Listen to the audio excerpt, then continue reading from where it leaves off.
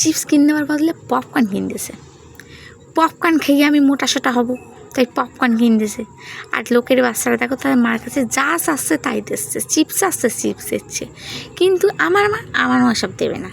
ভালো জিনিস খা, ভালো জিনিস খেয়ে কী হবে?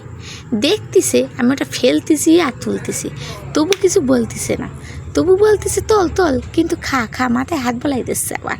হ্যাঁ, এসব সহ্য করা যায়? দয়া মায়া বলতে কিছু আছে? মনের কষ্ট যদি বোঝাইতে পারতাম কথা কইয়ে, কিন্তু সে কথা তো আর কইতে পারতেছি না। আমি কি করব? আর তুলে রেখে দিই।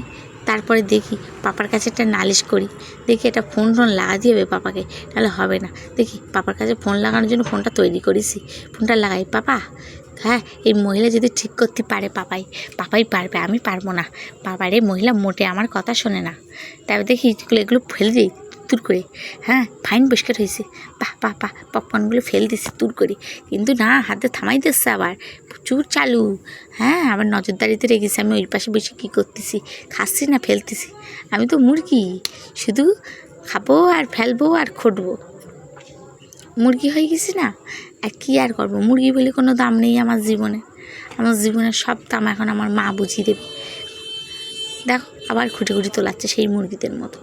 কিচ্ছু বলার নেই আমার, কিচ্ছু না।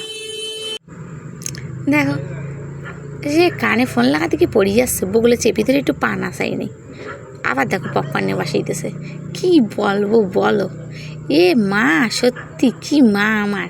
হ্যাঁ, কানের মধ্যে ঢোকাই দিছি, তবুও ভাবতেছে না যে বাচ্চাটার হয়তো আর সহ্যই হচ্ছে না, থাকবে বাদ দিই। গায়ে মাথায় হাত বুলিয়ে দিচ্ছে।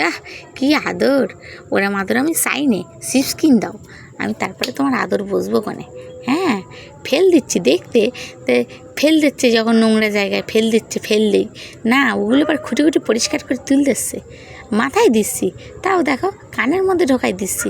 আমার ছাড়াছাড়ির